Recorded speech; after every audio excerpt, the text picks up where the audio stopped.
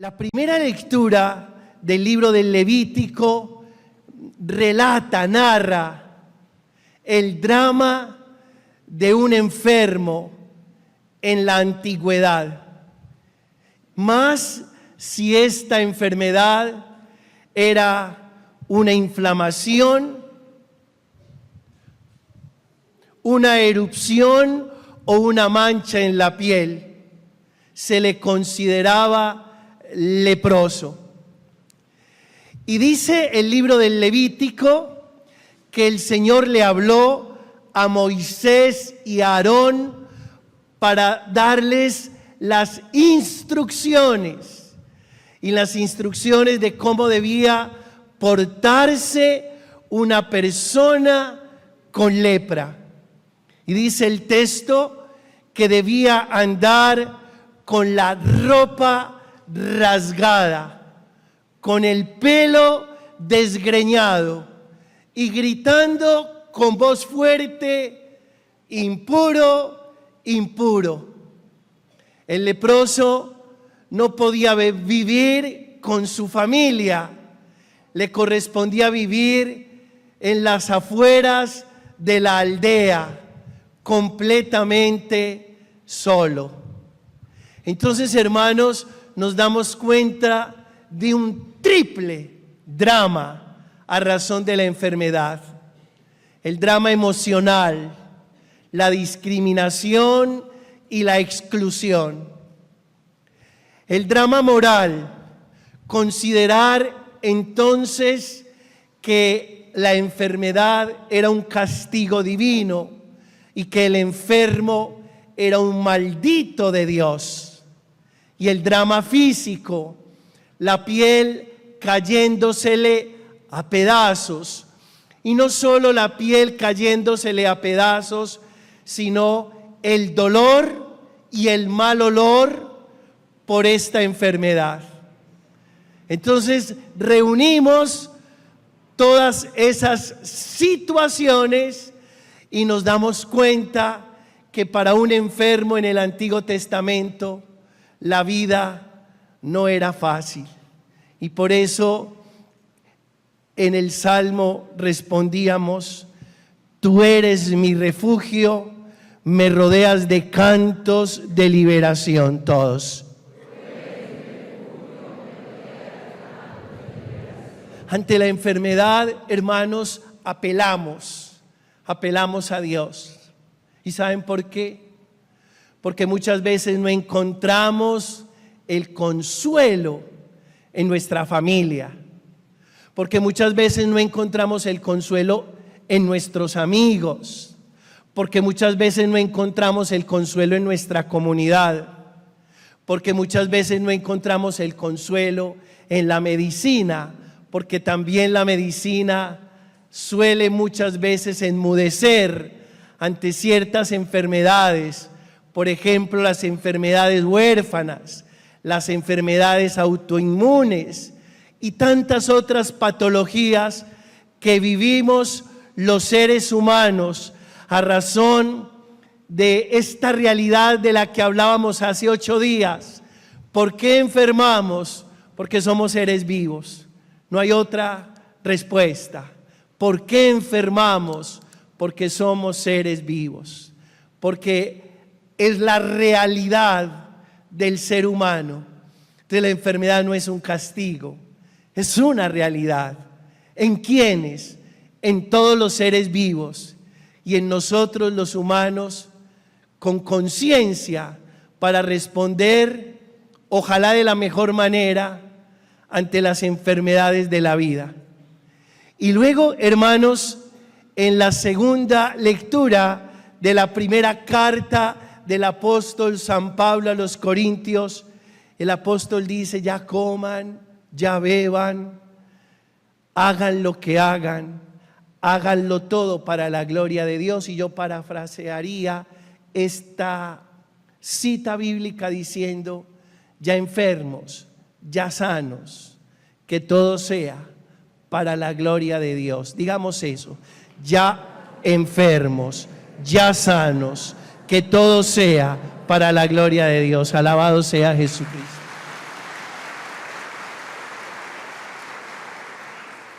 Y luego en el Evangelio que hemos proclamado de Marcos, cómo se rompe ese paradigma del Antiguo Testamento. El Señor le dice a Moisés y a Aarón cómo debe ser la vida de un enfermo de lepra. Hay unas instrucciones y son instrucciones de exclusión y son exclusiones muy fuertes. Por supuesto que eso tiene una explicación. Estamos hablando de la antigüedad y no habían los medios medicinales para solucionar la enfermedad. Y lo único que había que hacer era evitar ¿qué? El contagio. Evitar el contagio. Pero de todas maneras, Jesús rompe ese paradigma. Y en el Evangelio de Marcos está claro. Dice, en aquel tiempo se acercó a Jesús un leproso. Se acercó. Y eso era impensable, que un leproso se le acercara a una persona sana o a una persona aliviada. E impensable porque primero el leproso sabía que no podía hacerlo. Y segundo porque una persona sana no se lo iba a permitir.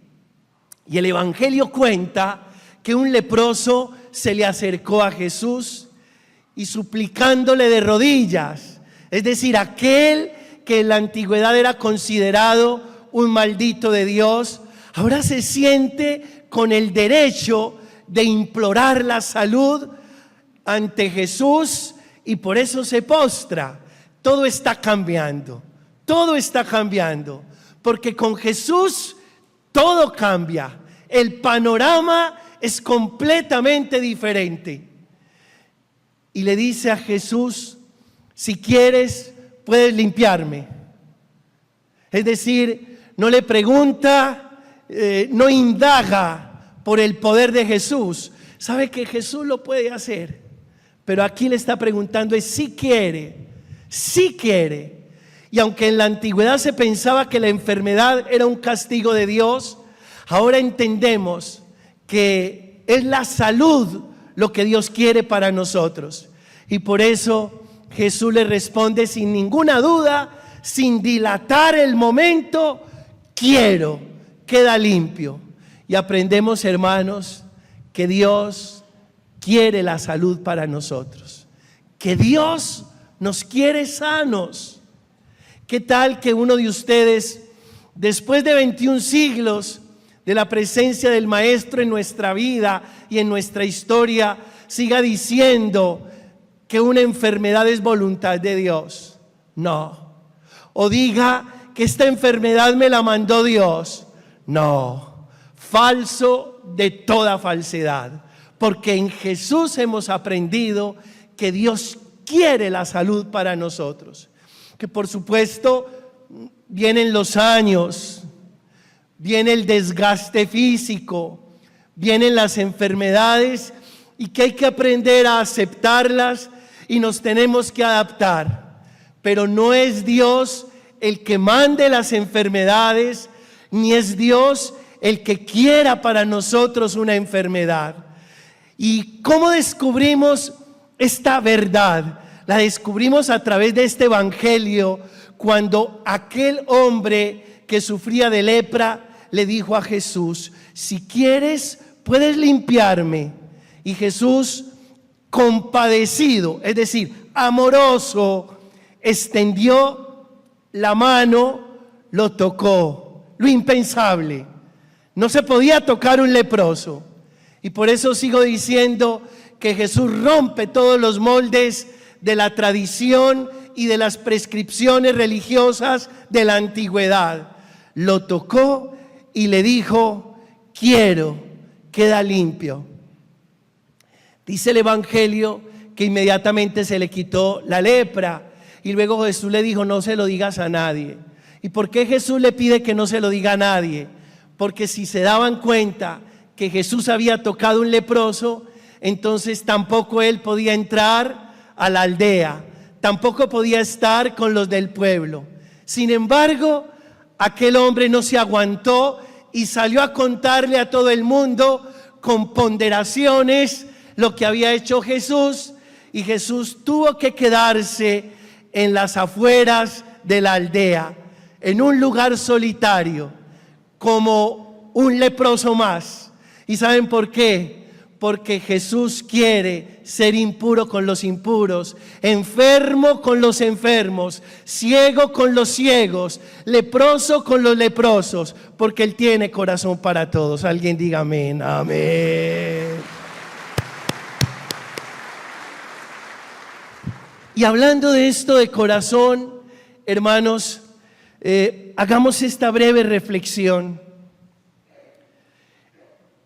El Popol Vuh, que es el libro de consejo de los mayas, en uno de sus apartes dice: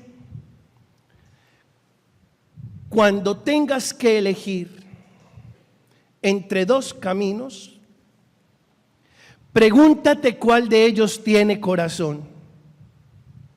Quien elige el camino del corazón no se equivoca nunca.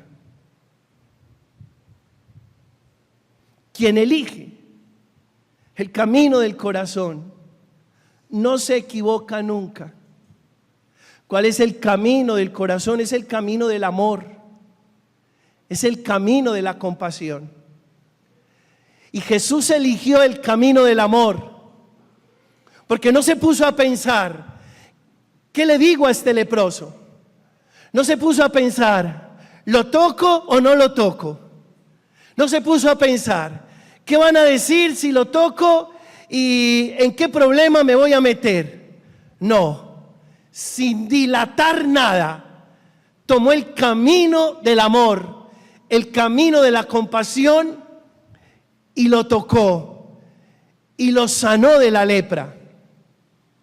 Cuando tengas que elegir entre dos caminos, pregúntate cuál de ellos tiene corazón. Y quien elige el camino del corazón, no sé qué. Puede que alguno desprevenidamente diga: Pedro, yo he elegido el camino del corazón y me ha ido muy mal, porque las personas han sido muy ingratas, no me han valorado, no me han reconocido mi manera de actuar. Acuérdate de esto: si tú eliges el camino del corazón y alguien no lo reconoce ni lo valora, no creas que fuiste tú el que te equivocaste. Se equivocó el que no reconoció y valoró el amor que tenías para dar. ¿Qué importa que no nos valoren, que no nos reconozcan o que no nos agradezcan? Lo importante es que a la hora de elegir, elijamos el camino del amor y tengamos la certeza que no nos vamos a equivocar nunca eligiendo el camino del amor. Segundo, Albert Einstein decía: comienza a manifestarse la madurez de un ser humano cuando sentimos que nuestra preocupación es mayor por los demás que por nosotros mismos. Cuando sentimos que nuestra preocupación es mayor por los demás que por nosotros mismos. ¿Cómo se llama eso? Se llama madurez humana. Cuando a ti te importan las necesidades y las realidades de los demás, incluso por encima de las tuyas, se llama madurez humana. Les voy a decir por qué. Y no los estoy invitando a que dejen de pensar en ustedes. No. Pero cuando una persona ha logrado madurez humana, no se centra en su dolor, es capaz de salir de sí misma para abordar el dolor y la necesidad de otros. Con todo el respeto que merecen los adolescentes y sin el ánimo de generalizar, la edad de la adolescencia es muy dura y convivir con adolescentes es todo un reto, porque a un adolescente solo le importa Él. Y todos los que ya pasamos por esa etapa sabemos que así fue. El problema es que usted y yo crezcamos y sigamos siendo adolescentes y que nos centremos solo en nuestra necesidad y nos olvidemos de la necesidad de otros. Por eso uno escucha a muchos papás que dicen: padre, yo no sé qué hacer con mi adolescente, yo siempre le quedo debiendo. Siempre le quedo debiendo. Nunca termino de pagarle a mi adolescente. Porque él se cree el centro de la tierra, porque él se cree el ombligo del universo. Es una etapa de la vida. Pero hermanos, ojalá nosotros no nos quedemos adolescentes y aprendamos a madurar. Y una manera de saber qué tanto estamos madurando como personas es cuando somos capaces de salir de nosotros mismos para abordar al otro en sus múltiples dificultades y necesidades. Tercer punto de reflexión. Dice el Dalai Lama en uno de sus escritos: una mente más compasiva se convierte en fuente de felicidad. Diga eso después de mí: una mente más compasiva se convierte en fuente de felicidad. Fuente de felicidad. Los compasivos llegamos o llegan a ser fuente de felicidad. Y qué rico nosotros que logremos ser eso, fuente de felicidad. Tal vez muchas veces hemos dicho que el proyecto de Dios con cada ser humano es un proyecto felicidad. Tal vez muchas veces hemos dicho: yo quiero ser feliz. Tal vez muchas veces hemos dicho: lo más importante de la vida es ser feliz. Pero nunca nos hemos detenido a pensar que no es ser feliz, es ser fuente. ¿Cómo? De felicidad. Porque cuando yo digo es que lo único que yo pretendo con mi vida es ser feliz, en el fondo hay un acto que egoísta. Ojalá que pudiéramos hacer ese cambio. No es que yo sea feliz por encima de lo que sea, no, que yo sea fuente de felicidad. ¿Saben quién, sin hacer mucho esfuerzo, es fuente de felicidad? Un niño. ¿No han notado que los bebés, sin hacer ningún esfuerzo, son qué? ¿Por qué? Que me diga, ya sabe lo que le doy en la comunión. Porque un niño naturalmente es fuente de felicidad. ¿Quién no se goza viendo un bebé? ¿Quién no se goza? ¿A quién no le da una alegría inmensa ver un bebé? ¿Y saben qué? El niño no se lo propone. Lo hace naturalmente. ¿Saben por qué? Pues como nadie me dijo, yo les voy a contar. Porque el niño nada tiene. ¿Qué tiene? Nada sabe. ¿Qué sabe? Nada puede. ¿Qué puede? Nada. Solo es. Solo es. Nosotros nos gastamos la vida entera tratando de tener, de poder y de saber. Y se nos olvida ser. Hermanos, en la medida en que nosotros seamos, ¿y qué somos? ¿Seres de amor? No somos nada más. Somos seres de amor. Somos un pedacito de amor de Dios en el mundo. No somos nada más. El día que entendamos que somos un pedacito de amor de Dios en el mundo, nos convertiremos en fuente de felicidad. El día que no nos estresemos tanto por saber, por tener, por poder, y le trabajemos más al ser, es decir, le trabajemos más al amor, le trabajemos más a la compasión, seremos fuentes Levante la mano el que quiere ser fuente de felicidad en su casa. Alabado sea Dios, dale la gloria.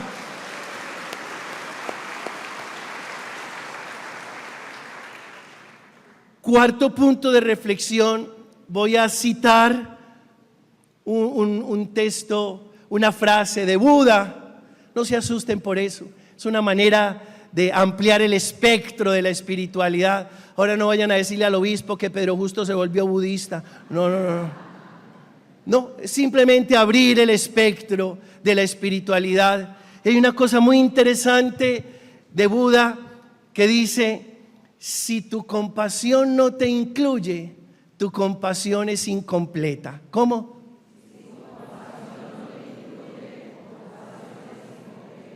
Y no estoy traicionando lo que antes dije cuando hablaba de salir de sí, pero esto lo digo en relación y en referencia a lo siguiente.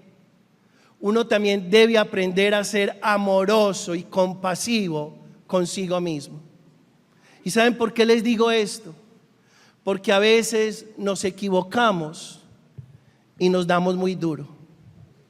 Nos damos mucho látigo, nos damos mucha varilla. Y la compasión, para que sea completa, también te debe incluir. También te debe incluir. De ese permiso de haberse equivocado. Acepte que falló.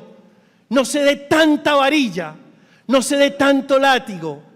Que es muy importante ser responsable y aceptar las consecuencias de los errores, por supuesto, pero ese por mi culpa, por mi gran culpa, por mi gravísima culpa, no, eso hay que abolirlo de la vida. Crean, hermanos, que no somos mejores por darnos tanta varilla, que somos responsables de nuestros errores, que asumimos las consecuencias de nuestros actos, por supuesto, pero si la compasión no te incluye, tu compasión es incompleta. Crean que la persona que se autocastiga no es más buena que la que no lo hace. Que nosotros muchas veces creamos que por darnos tanta varilla vamos a ser mejores. No somos mejores por el hecho de darnos tanta varilla. También la compasión es contigo, y si la compasión no es contigo, tu compasión es ¿qué? Incompleta. Quinto punto de reflexión, dice la palabra de Dios, Colosenses 3:12: Dios nos ama y nos ha elegido. Revistámonos de sentimientos de compasión, todos. Dios nos ama y nos ha elegido. Revistámonos de sentimientos de compasión. ¿Qué significa eso, Pedro? Que si Dios todo el día me está bañando con su compasión, que quede un poquito de esa gracia para ser compasivo con el otro. ¿Saben una cosa? Dios todo el día nos está bañando con su misericordia.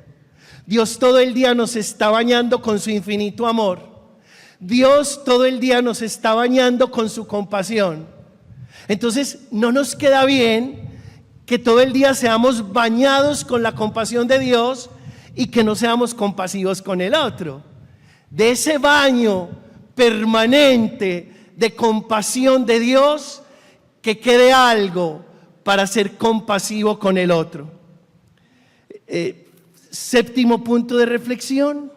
Sexto punto de acuérdense que ya tengo 54 años. Sexto punto de reflexión, hermanos. Todos los que tenemos en nuestras manos niños, tenemos la responsabilidad moral de educarlos en la compasión. Los niños son muy crueles, muy crueles. Y en la escuela sí que más. ¿Y cuántos niños han abandonado la escuela por la dureza de otros niños, por la crueldad de otros niños?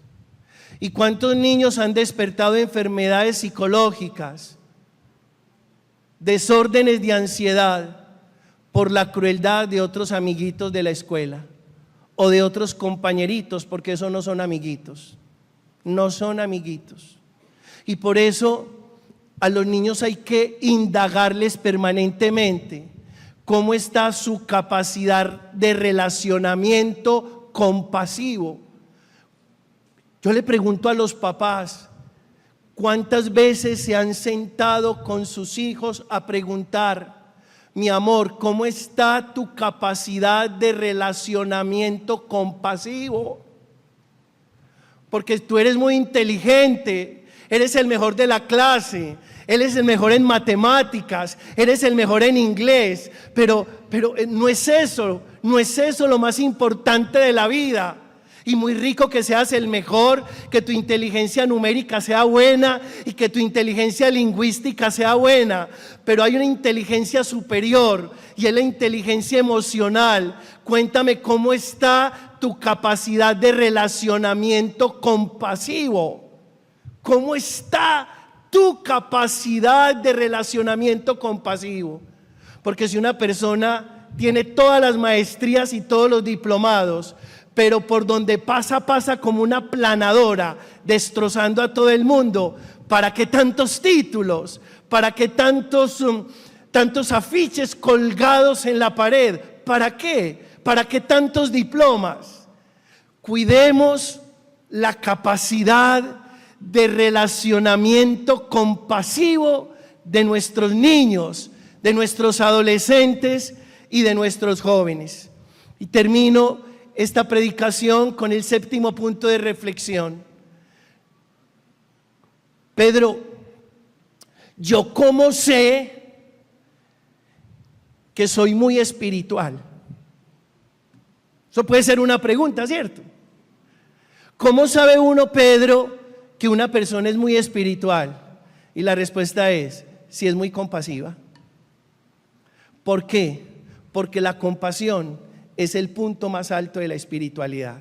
Si tú ya aprendiste a no juzgar a nadie, si ya aprendiste a ponerte en el puesto del otro, si ya aprendiste a no descalificar, si ya aprendiste a sufrir con el que sufre, estás en el punto más alto de la espiritualidad.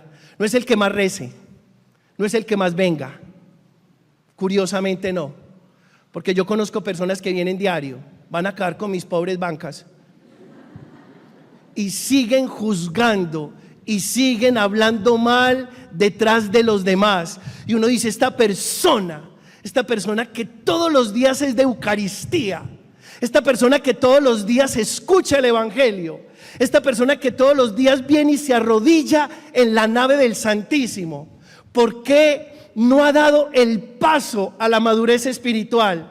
Porque sigue juzgando, porque sigue hablando detrás de los demás, porque sigue sembrando ¿qué? ¿Por qué? Porque si todas esas herramientas que la iglesia le da son precisamente para que llegue al punto más alto de la espiritualidad. Acuérdense toda la vida de estas palabras: el punto más alto de la espiritualidad se llama: a Él la honra y la gloria por los siglos de los siglos.